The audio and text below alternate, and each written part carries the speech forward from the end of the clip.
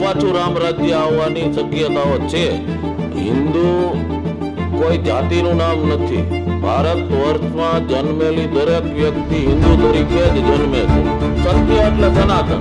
સૂર્ય છે તો સત્ય છે, પૃથ્વી છે તો સત્ય છે, જળ છે તો સત્ય છે, પર્યાવરણ છે તો સત્ય છે. સનાતન મતલબ સત્ય. હિન્દુ સનાતન સંસ્કૃતિને નેસ્ત નાબૂદ કરવા માટેનું એક ઇન્ટરનેશનલ ષડયંત્ર ચાલી રહ્યું છે.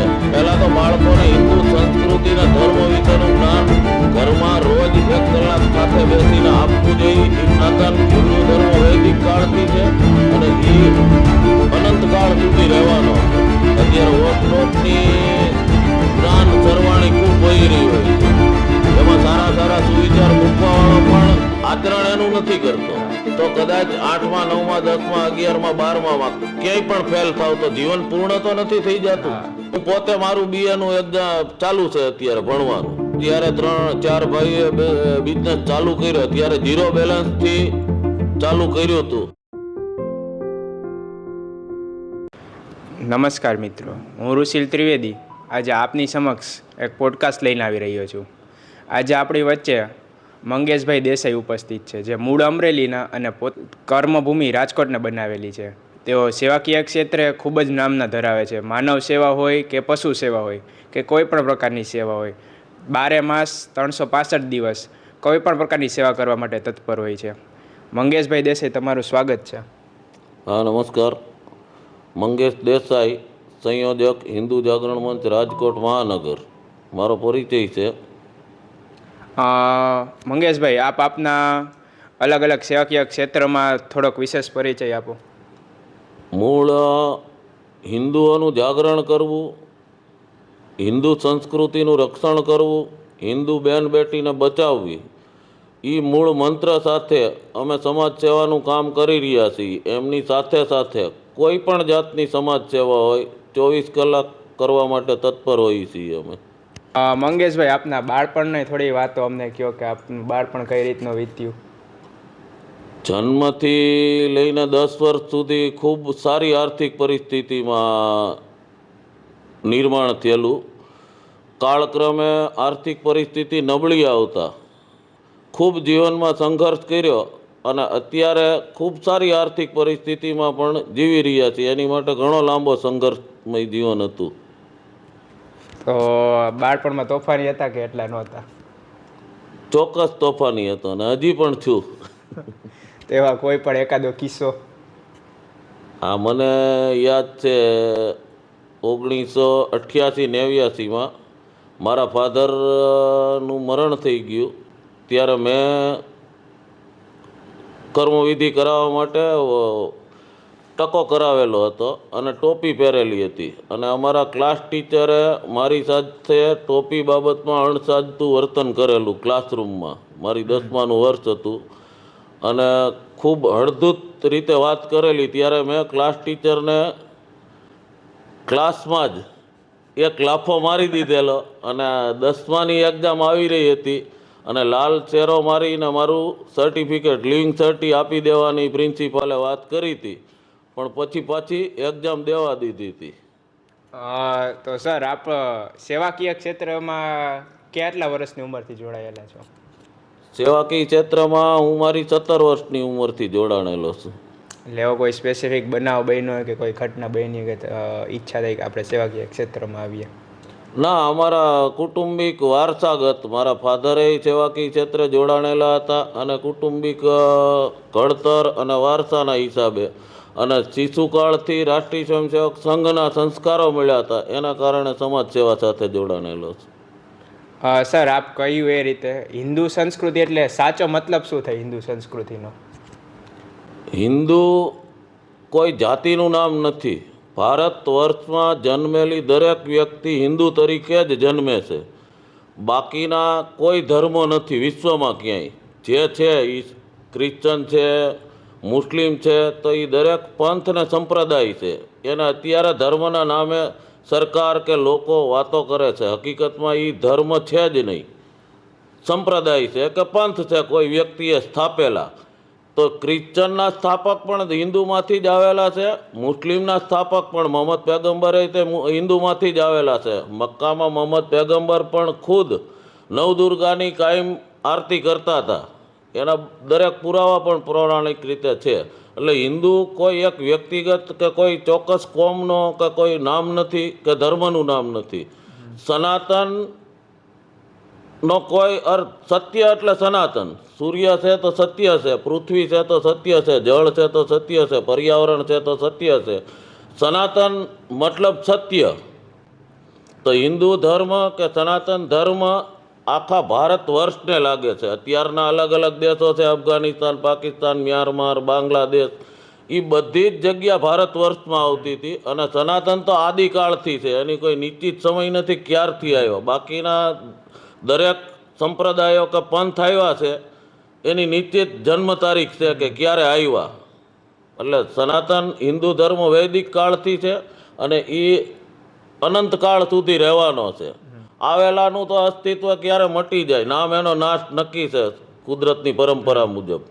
તો આવ્યા છે, જોર કરે છે અને એનું અસ્તિત્વ ક્યારે મટી જશે ખબર નહીં પડે. એટલે ટૂંકમાં આમ કહેવાય ને કે આ એક ભાગલા પાડો ને રાજ કરો જેવી નીતિનું પરિણામ છે. હા જી, ચોક્કસ. વિદેશી સંસ્કૃતિએ જે આપણા ભારત વર્ષ ઉપર આક્રમણો કર્યા અનેક વખત, એના પરિણામ સ્વરૂપે એણે જે મજહબી ભાગલા પાડ્યા, આપણા દેશના બટવારા થયા, લોકોની માનસિકતા બદલી, એના હિસાબથી આ બધું જ અત્યારે હાલી રહ્યું છે. અને એ આખું એક આંતરરાષ્ટ્રીય ષડયંત્રના ભાગરૂપે અત્યારે હાલી રહ્યું છે.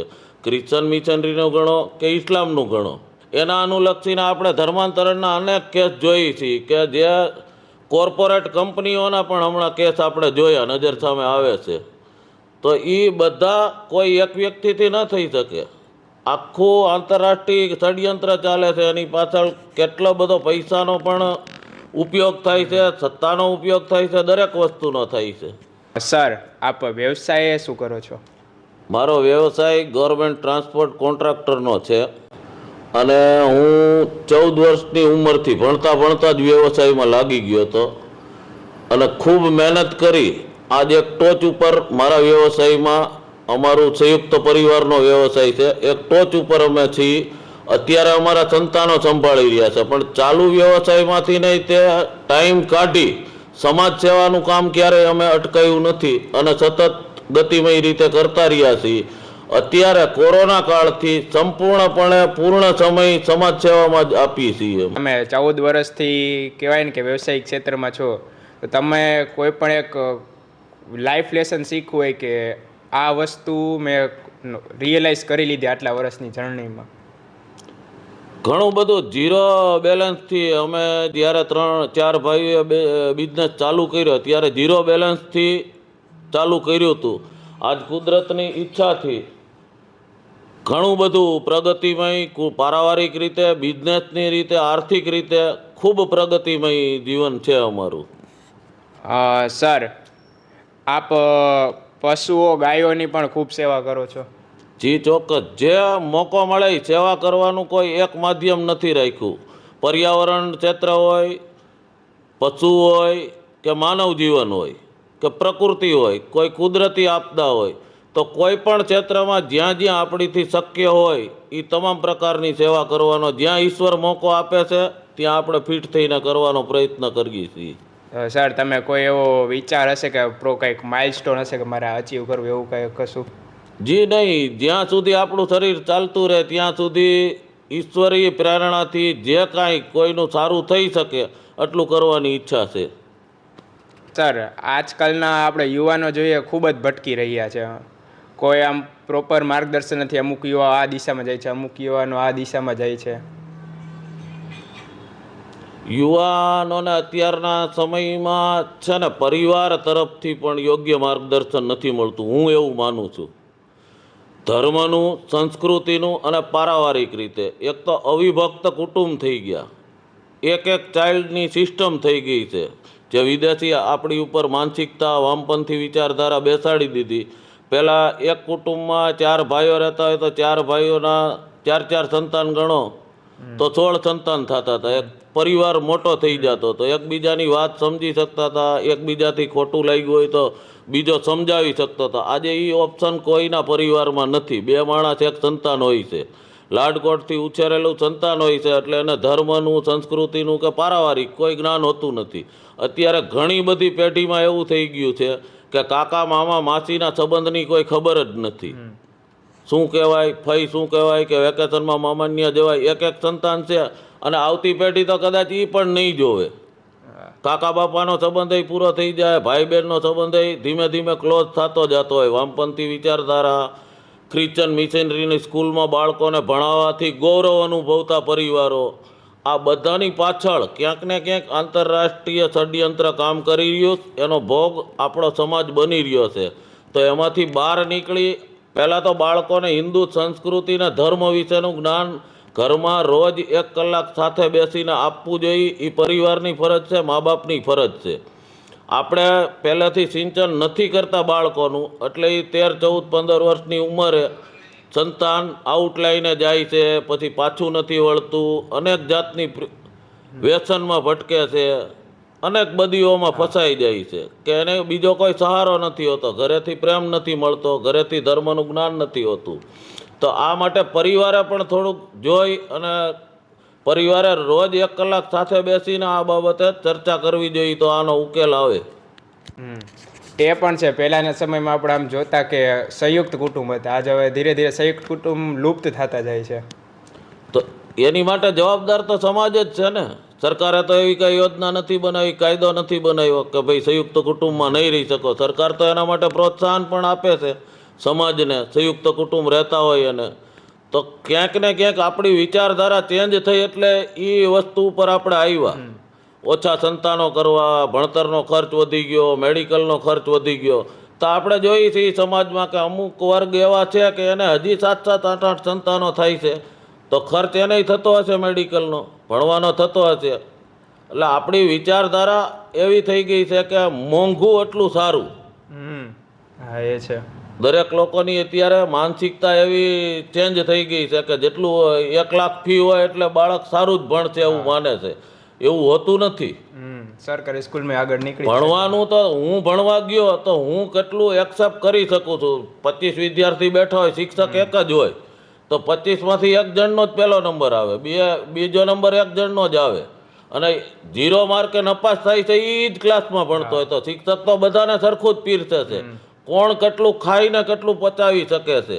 પછી 1 લાખની ફી વાળી હોય કે સરકારી સ્કૂલ 0 ફી વાળી હોય, એમાંય સંતાનો આજ સરકારી સ્કૂલમાં ભણેલા સંતાનો આ દેશને ક્યાં સુધી લઈ ગયા છે. પ્રાઇવેટ સ્કૂલનું તો કલ્ચર હમણાં આવ્યું. એ પહેલાં જેટલા એન્જિનિયરો, એડવોકેટો, વકીલો થયા કે જે કોઈ મોટી પોસ્ટ ઉપર ગયા, રાષ્ટ્રપતિના પદ સુધી કે ચીફ જસ્ટિસ સુધી, બધા સરકારી સ્કૂલોમાં જ ભણેલા હતા. તો એ ત્યાં સુધી પહોંચી ગયા. તો એ તો આપણે કેટલું ખાઈ શકીશ ને કેટલું પચાવી શકીશ. ફી મોંઘી હોય તો ખાઈ શકીએ એવું તો નથી. આપણને કોઈ 2000ની થાળી પીરસે કે 100 રૂપિયાના છોલે પૂરી દે. ખાઈ શકવાના એટલું જ ખાઈ શકવાના છીએ. અને એક આજકાલના કહેવાય ને, મોટાઓ નાનો બધામાં અહંકાર આવી ગયો છે ને, સહનશીલતા ઓછી છે કે હું શું કામ સહન કરું એવી ભાવના આવી ગઈ છે. એ એકલવયું જીવન છે એનું કારણ છે. બીજા નંબરમાં જે સોશિયલ મીડિયાનો ઉપયોગ થઈ ગયો. અત્યારે વોટ્સઅપની જ્ઞાન સરવાણી ખૂબ વહી રહી હોય છે. એમાં સારા સારા સુવિચાર મૂકવાવાળો પણ આચરણ એનું નથી કરતો. સુવિચાર વાંચે કે કોઈને સંભળાવે કે કોઈને લખીને મોકલવાથી આપણામાં પરિવર્તન નથી આવડતું. એ આપણે આત્મસાત કરવું પડે પહેલાં, કોઈને સલાહ દેતા પહેલાં. તો અત્યારે કોઈ આત્મસાત કરવાની ભાવના નથી કોઈની. બીજાને સલાહ દેવી છે, હું તમને કહીશ કે તમે સુધરી જાઓ, પણ મારે નથી સુધરવું. હા, એ ખૂબ અત્યારે મોટો પ્રશ્ન છે કે બીજાને સારું દેખાવું છે. અંદરથી માણસ ખોખલું હોય પણ બહારથી એમ લાગે કે ઓ. ખાસ કરીને યુવા પેઢીમાં તો અત્યારે બહુ એવું છે, આમ કોલેજે ગાડી લઈને આવે ને સારા કપડાં પહેરે એટલે બહુ સારો માણસ. અને જે મધ્યમ વર્ગીય પોતે ચરિત્ર જેવો એવો રહે તો આજકાલ એ માણસની વેલ્યુ ડાઉન થાય ઉલટાની. જો યુવા વર્ગના અકાળે અવસાનનો આંકડો રેશિયો ખૂબ આખા દેશમાં વધ્યો છે. સુસાઇડનું પ્રમાણ ખૂબ વધ્યું છે કે 8મા 9મા 10મા ધોરણનો દીકરો કે દીકરી હોય એ પરીક્ષાના પાસ થવાના ભયથી સુસાઇડ કરી લે છે. તો કદાચ 8માં 9માં 10માં 11માં 12માં ક્યાંય પણ ફેલ થાવ તો જીવન પૂર્ણ તો નથી થઈ જતું. હા જીવનમાં તમે જીવો ત્યાં સુધી ભણી શકો એવી વ્યવસ્થા છે. એમાં કોઈ ક્રાઇટેરિયા નથી કે 60 વર્ષનો માણસ ન ભણી શકે કે 40 વર્ષનો ન દઈ શકે. હું પોતે મારું બીએનું એક્ઝામ ચાલુ છે અત્યારે ભણવાનું. મેં 89માં 10માની એક્ઝામ આપી હતી. પછી આર્થિક પરિસ્થિતિના હિસાબે નહોતો ભણી શક્યો. હવે ઈચ્છા થઈ તો 2 વર્ષ પહેલાં મેં 12માની એક્ઝામ દીધી. અત્યારે બીએનું સેકન્ડ યર ચાલુ છે મારું. તો ભણવું હોય તો ગમે ત્યારે ભણી શકીએ છીએ. અને અત્યારના આમ કહેવાય ને કે બધાને માનસિકતા એવી થઈ ગઈ કે ભણવું એટલે ખાલી ચોપડીનું જ જ્ઞાન મળે જ છે. એ માનસિકતા એવી નથી થઈ ગઈ. તમે સ્કૂલમાં ભણો તો તમને જીવનમાં કોઈ પણ ડિગ્રી PhDની લીધી, તમારા જીવનમાં પરિવારમાં કે સમાજમાં કેવી રીતે રહેવું એનો કોઈ પણ જાતનો પાઠ એમાં શીખવવામાં આવતો નથી. માત્ર એક ડિગ્રી જ આપવામાં આવે છે કાગળની, કે એ તમને નોકરી માટે કે જોબ માટે જ ઉપયોગી થાય છે. સમાજ જીવન જીવવા માટેનો એમાં એક પણ પાઠ શીખવવામાં નથી આવતો કોઈ પણ સ્કૂલમાં. 1 લાખની ફી હોય, 10,000ની હોય, 10 લાખની ફી હોય. તો એના પરિણામે સમાજથી યુવા વર્ગ વિમુખ થતો જાય છે. સર આપણા બધા પ્રશ્નો વિશે ચર્ચા કરી. આપના મત મુજબ આનું નિવાકરણ શું છે?